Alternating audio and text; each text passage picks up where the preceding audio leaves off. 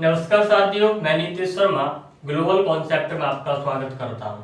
जैसा कि आप सारे लोग जानते हैं कि ये भारत के भूगोल का सीरीज चल रहा है, जिसमें से हम कुछ भूगोल के टॉपिकों की बात कर रहे हैं, जिसमें से कुछ टॉपिक हमने पढ़ लिए थे और कुछ टॉपिक हमें पढ़ना बाकी है। तो जैसे ही आज का ये टॉपिक है, टॉपिक का नाम है लॉ ऑफ सी, यानी कि समुद्र का नियम हमको पढ़ना है।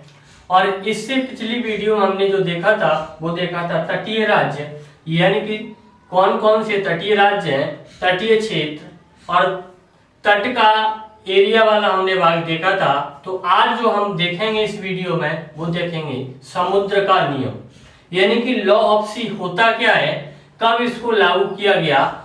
अक्सर इसमें आपको प्रॉब्लम होती है, उस प्रॉब्लम में क्योंकि इस समुद्र के नियम में लोग अक्सर कंफ्यूज रहते हैं, तो मैं इस कंफ्यूजन को दूर करने के लिए आपके लिए वीडियो लेके आया हूं और आपका इस वीडियो को देखने के बाद आपका वो कंफ्यूजन नहीं रहेगा।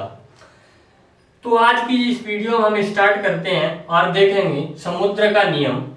समुद्र का नियम यानी कि लॉ ऑफ सी है क्या, यानी कि समुद्र के नियम की हम बात करें, यानी कि आपका लॉ ऑफ सी जो है ये टॉपिक है हमारा। सबसे पहले बात करें कि ये समुद्र का नियम होता क्या है और कैसे काम करता है। तो जो आपका जो समुद्र का जो नियम है वो सबसे पहले 1982 में यानी कि अनक्लॉस ने, यानी कि अनक्लॉस के द्वारा ये नियम दिया गया। यानी अनक्लॉस का मतलब होता है, फुल फॉर्म होता है United Nations Convention on the Law of Sea, यानी कि United Nation Convention on the Law of Sea, इसके द्वारा इस नियम का प्रतिपादन किया गया था। यानी कि आपसे पूछ सकता है कि समुद्र का नियम कब आया, तो आपका आंसर होगा 1982। 1982 आपसे यही पूछ सकता है कि समुद्र का नियम किसके द्वारा दिया गया, तो आपका आंसर होगा अनक्लॉस। आपसे ये भी पूछ सकता है कि अनक्लॉस की फुल फॉर्म क्या है, तो आपका आंसर होगा United Nation Convention on the Law of Sea. तो लगभग यहाँ से अभी तक हमने 3 क्वेश्चन को देखा। अब देखते हैं कि लॉ ऑफ सी जो कि 1982 में दिया गया था वो क्या है, कैसे काम करता है। उससे पहले 2 पॉइंट और बात करेंगे। चलिएगा कि समुद्री जो दूरी होती है, इस समुद्री जो दूरी को हम मापने का काम करते हैं वो हम मापते हैं नॉटिकल मील में। तो आपसे एग्जामिनर पूछता है कि समुद्री दूरी को मापने के लिए किसका उपयोग करते हैं, तो आपका आंसर होगा नॉटिकल मील का उपयोग किया जाता है। 1 नॉटिकल मील बराबर जो दूरी होती है वो होती है 1852 मीटर। 1852 मीटर बराबर कितना बनता है, 1 नॉटिकल मील बनता है। या फिर इसको हम ऐसे भी लिख सकते हैं 1.85 किलोमीटर, यानी कि ये भी हम लिख सकते हैं तो 1 समुद्री मील दूरी बराबर या 1 नॉटिकल मील बराबर कितना 1852 मीटर की दूरी होती है। आपसे पूछ सकता है कि समुद्र की जो गहराई होती है वो किस में मापते हैं, समुद्र की गहराई को हम किस में मापते हैं, तो आपका आंसर होगा फैथोमीटर।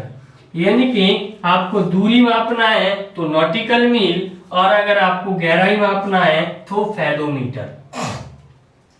1 फैथम बराबर जो होता है वो होता है 6 फुट।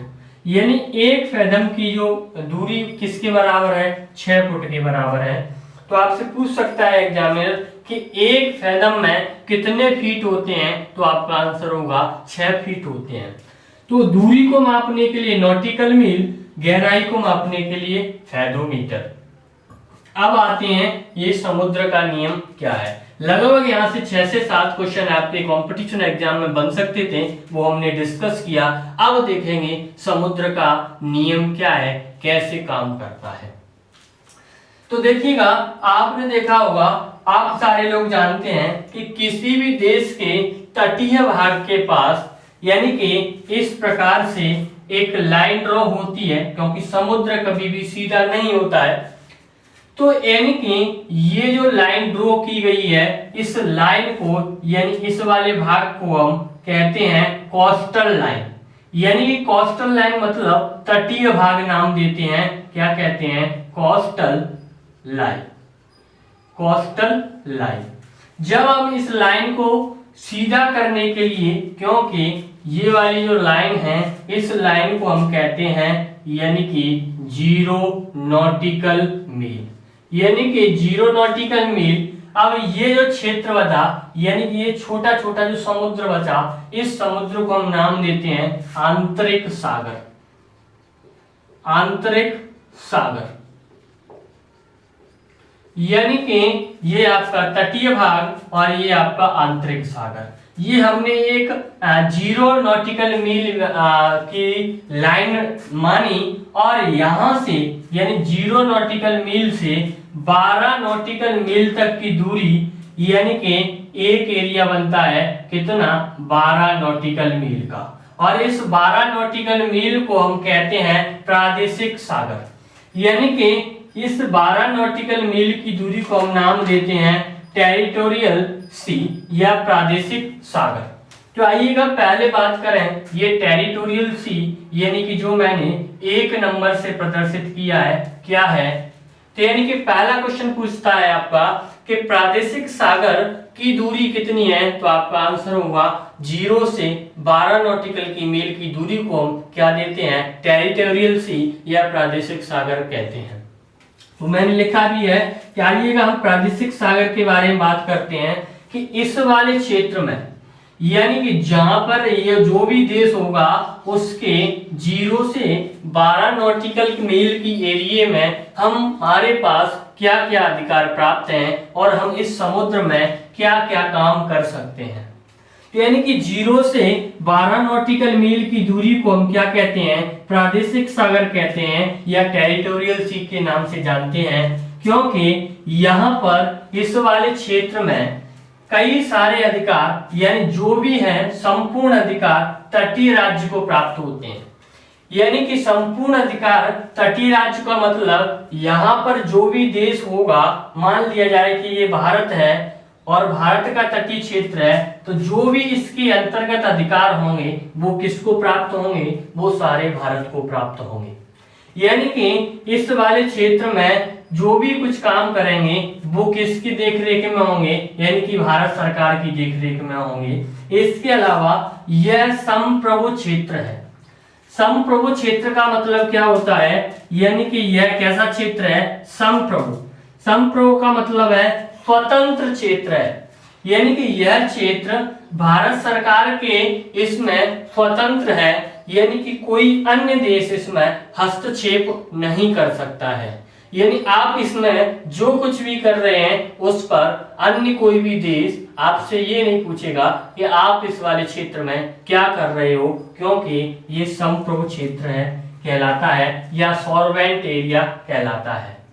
इसके बाद हम बात करते हैं, इसमें बिना अनुमति के प्रवेश वर्जित है। यानी कि जब कोई भी व्यक्ति या कोई भी जहाज इस वाले क्षेत्र में जाएगा तो यानी उसको अनुमति लेनी पड़ेगी। यानी कि कोई भी जहाज या कोई भी व्यक्ति अगर यहाँ से इस वाले क्षेत्र में प्रवेश करता है तो उसको तटीय राज्य से परमिशन लेनी पड़ेगी। यानी कि आप कहीं इस वाले एरिया में जाओगे तो आपको परमिशन लेना पड़ेगा। इसके अलावा हम देखें यहाँ पर जो मिलती है वो मैरीटाइम पुलिस होती है, यानी कि मैरीटाइम पुलिस का मतलब समुद्रीय पुलिस पाई जाती है। ये क्वेश्चन भी पूछा गया है कि टेरिटोरियल सी या प्रादेशिक सागर में कौन सा फोर्स या कौन सी पुलिस काम करती है, आपका आंसर होगा समुद्री पुलिस काम करती है। तो हमने पहला क्षेत्र यानी कि पहला जोन को देखा जिसकी दूरी 0 से 12 नॉटिकल मील थी। अब आगे चलते हैं हम आगे वाले एरिया में, यानी कि क्या क्या हमें स्वतंत्रता दी गई है और क्या है यहाँ से और कितनी दूरी को इस पर रखा गया है। तो यानी कि यहाँ पर मैंने 2 नंबर से प्रदर्शित किया गया है और इसको यानी कि दूरी 0 नॉटिकल मील से यहाँ तक की जो दूरी होती है वो होती है 24 नॉटिकल मील। यानी कि 0 से 24 नॉटिकल मील की दूरी को हम क्या कहते हैं, उसका नाम है कॉन्टिजियस जोन, जिसे हिंदी में कहते हैं अविच्छिन्न मंडल। अविच्छिन्न मंडल यानी कि कॉन्टिजियस जोन के अंतर्गत क्या है, 0 से लेके 24 नॉटिकल की मील की दूरी को किस में रखा गया है, अविच्छिन्न मंडल के अंतर्गत रखा गया है। इस वाले भाग को 4 स्पेसिफिक राइट में यानी कि 4 अधिकार दिए गए हैं इस वाले जोन को, यानी कि अविच्छिन्न मंडल को 4 विशेष अधिकार दिए गए हैं। वो अधिकार क्या दिए गए हैं तो समझिएगा। यानी कि जो अधिकार हैं वो कुछ इस प्रकार हैं। पहला है कारारोपण। जैसे समझिएगा कि कोई भी जहाज है और इस वाले क्षेत्र में जहाज है आपका, जब इस वाले क्षेत्र में आपका कोई भी जहाज किसी भी देश का हो सकता है, वो अगर इस वाले क्षेत्र में जाना चाहता है तो उसे कारारोपण यानी कि कर देना पड़ेगा, यानी कि टैक्सेशन देना पड़ेगा।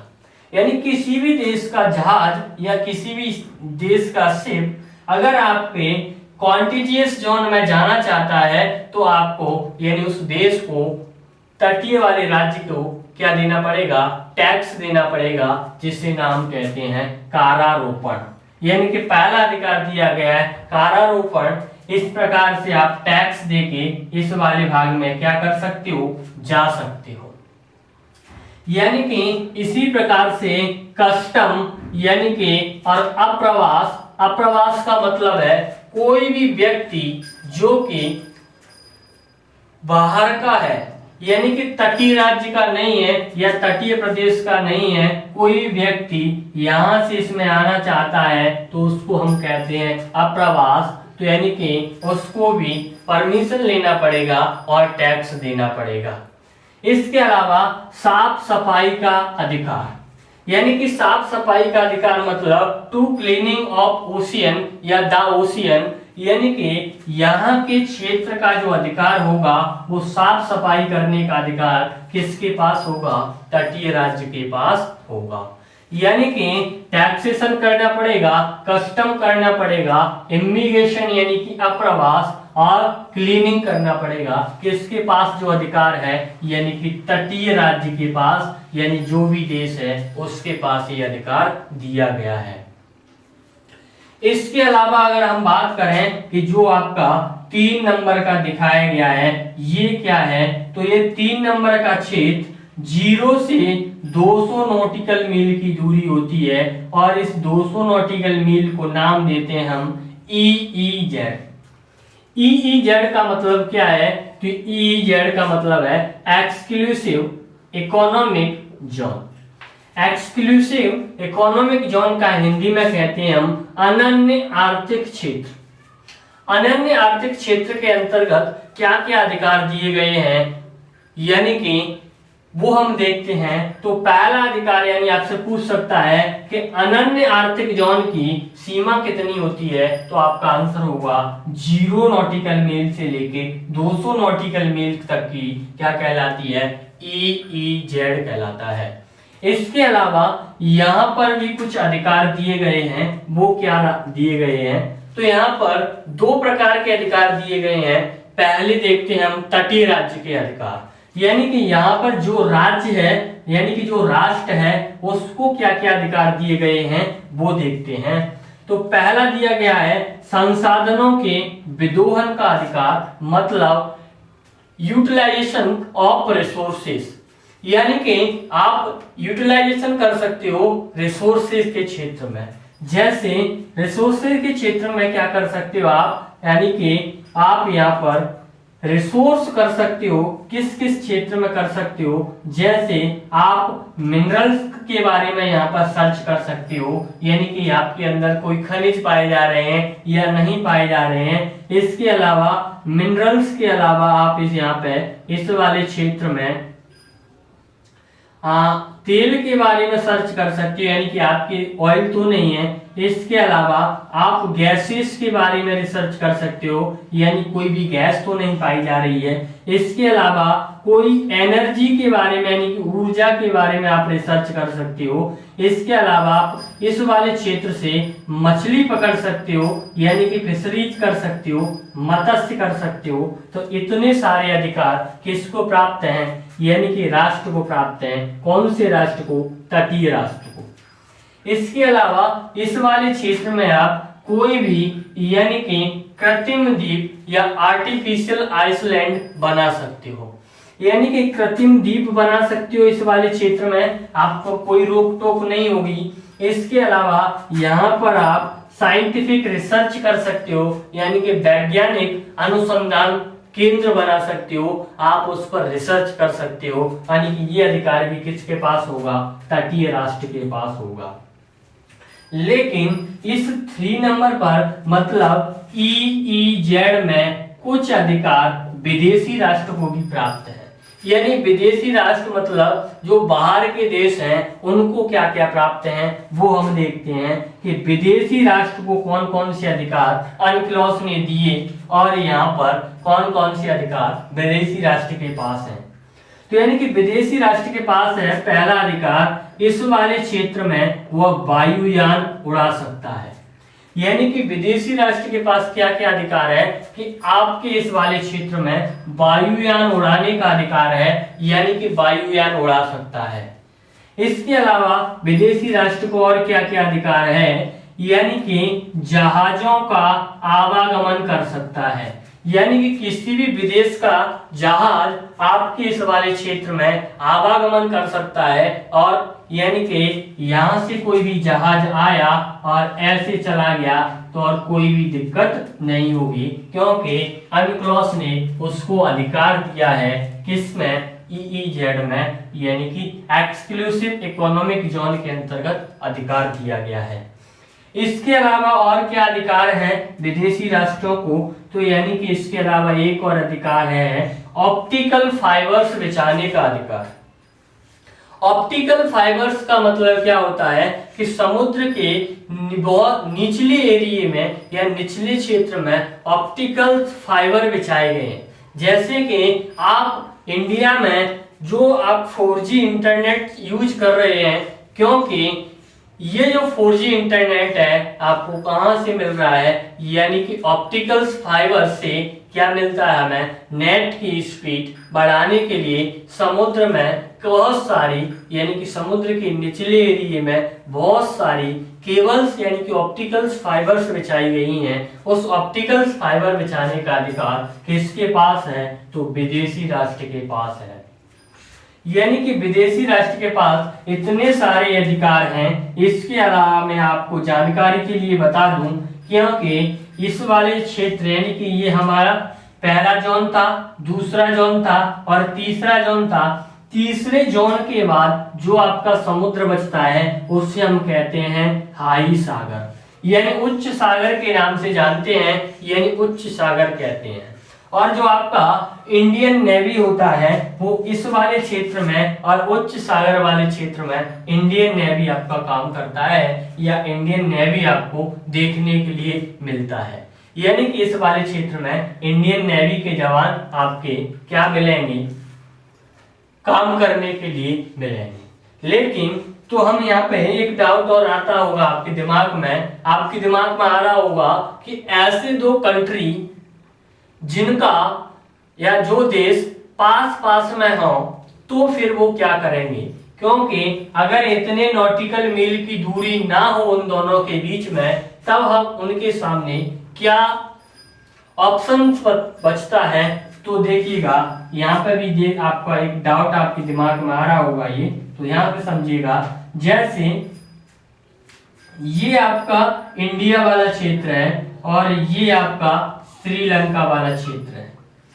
इन दोनों के बीच में इतनी नहीं है, क्योंकि ये जो नियम बनाया है वो नियम दोनों देशों के लिए भी है, क्योंकि UNCLOS ने सबके लिए लागू किया है, सभी राष्ट्रों पर फॉलो होता है।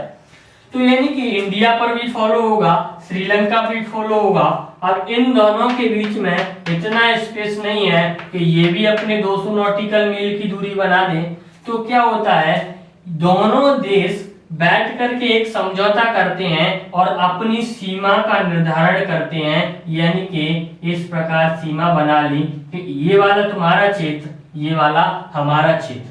तो यानी कि इस प्रकार से आपने देखा होगा। और यहाँ पर भी इंडिया और श्रीलंका के बीच में एक द्वीप है, एक आइसलैंड है जो कि विवादित क्षेत्र है और उस द्वीप का नाम है यानी कि कच्चा तीवू, यानी कि कच्चा तीवू द्वीप है जो कि इंडिया और श्रीलंका के मध्य विवादित है, क्योंकि कच्चा तीवू पर अधिकार तो श्रीलंका का है, लेकिन इंडिया के कुछ मछुआरे यहाँ पर बैठकर आराम करते हैं। तो यानी कि कच्चा तीवू कैसा है, विवादित द्वीप है। और जब दोनों देशों के मध्य विवादित होता है तो इस वाले क्षेत्र को हम जो नाम देते हैं वो नाम देते हैं ट्रांजिशन जोन, यानी कि संक्रमण क्षेत्र नाम देते हैं। तो ये भी आपका डाउट क्लियर हो गया होगा कि जब दो देशों के मध्य इतना स्पेस ना हो तो हम क्या कर सकते हैं, दोनों देश बैठ के उस विवाद को सुलझाने की प्रयास करते हैं। और तो आपको यानी कि जाते जाते वक्त समुद्र के नियम को मेरे साथ एक बार रिवाइज करें और आपको देखते हैं कितना लर्न हुआ है। तो समुद्र का जो नियम था कब आया, 1982 में आया। किसके द्वारा दिया गया, अनक्लॉस के द्वारा दिया गया। अनक्लॉस की फुल फॉर्म क्या है, तो United Nation Convention on the Law of Sea. इसके अलावा समुद्री दूरी को हम किसके द्वारा मापते हैं, तो आप बताएंगे नॉटिकल मील में मापते हैं। और एक नॉटिकल मील बराबर क्या होता है, बोलो, यानी कि 1852 मीटर की दूरी बराबर होता है एक नॉटिकल मील। इसके अलावा समुद्र की जो गहराई है वो किससे मापी जाती है, आपका आंसर होगा फैदोमीटर। और एक फैदम बराबर क्या होता है, 6 फुट पर होता है। तो यानी कि पहला 3 जोनों में हमने मान दिया था, 3 जोन को प्रादेशिक सागर, प्रादेशिक सागर की दूरी क्या होती है, 0 से 12 नॉटिकल मील। क्या क्या अधिकार दिए गए हैं, संपूर्ण अधिकार किसके पास है, तटीय राज्य के पास, यानी कि संप्रभु देश है, यानी कोई भी बाहरी देश हस्तक्षेप नहीं कर सकता है। बिना अनुमति के प्रवेश वर्जित है। और यहाँ पर कौन सी पुलिस मिलती है, आपको समुद्री पुलिस मिलती है। इसके अलावा देखें हम कॉन्टिजियस जोन को या अविच्छिन्न मंडल को, तो 24 नॉटिकल मील तक की दूरी को क्या कहते हैं, अविच्छिन्न मंडल कहते हैं। 4 विशेष अधिकार प्राप्त हैं, कौन कौन से, टैक्सेशन यानी कि कारारोपण, टैक्स देना पड़ेगा, कस्टम, इसके बाद अप्रवास मतलब कोई भी बाहर का व्यक्ति आएगा तो टैक्स देगा, साफ सफाई का अधिकार किसके पास, यानी कि तटीय राष्ट्र के पास। नेक्स्ट है EEZ एक्सक्लूसिव इकोनॉमिक जोन, यानी कि अन्य आर्थिक प्रदेश, कहां तक है, 200 से 0 से 200 नॉटिकल मील। कौन कौन से अधिकार दिए गए, संसाधनों को विदोहन का अधिकार, क्या क्या आता है, खनिज आते हैं, तेल आता है, गैस आती है, ऊर्जा और मत्स्य। कृत्रिम द्वीप बनाने का अधिकार तटीय राष्ट्र के पास, और साइंटिफिक रिसर्च करने का अधिकार तटीय राष्ट्र के पास। अब विदेशी राष्ट्र को क्या क्या दिए गए हैं, वायुयान का, जहाजों का यानी जहाजों का आवागमन, और ऑप्टिकल फाइबर्स बिछाने का। तो यानी कि आज के वीडियो में इतना ही। मिलते हैं बहुत जल्द किसी एक नए टॉपिक के साथ। और इसके बाद हम जो टॉपिक बात करेंगे वो बात करेंगे द्वीप, यानी कि द्वीप क्या है, वो सारी बातें आगे वाली वीडियो में करते हैं। तो मिलेंगे बहुत जल्दी। आप कमेंट करके बताइएगा कि आपको वीडियो कैसा लगा। और आप अपने हाथों से नोट्स बनाने की कोशिश प्रयास किया करें, क्योंकि मैं आपको नोट्स देने के लिए तो दे दूं कोई, लेकिन आप अपने हाथों से जब नोट्स बनाओगे तो बहुत बेटर रहेगा। तो आप इसका मैं साइट में हो जाऊंगा, तो आप यहाँ से इसका स्क्रीनशॉट लेने के बाद आप अपना नोट्स बनाएं हाथों से। इसके बाद आपको वीडियो कैसा लगा, अगर वीडियो अच्छी लगी हो तो लाइक करें, शेयर करें, और अगर चैनल पर नए हैं तो चैनल को सब्सक्राइब करें और बेल आइकन पर दबाने के बाद ऑल पर क्लिक करें। तो आज के लिए इतना ही, मिलते हैं वापस से किसी वीडियो के लिए, तब तक के लिए जय हिंद, धन्यवाद।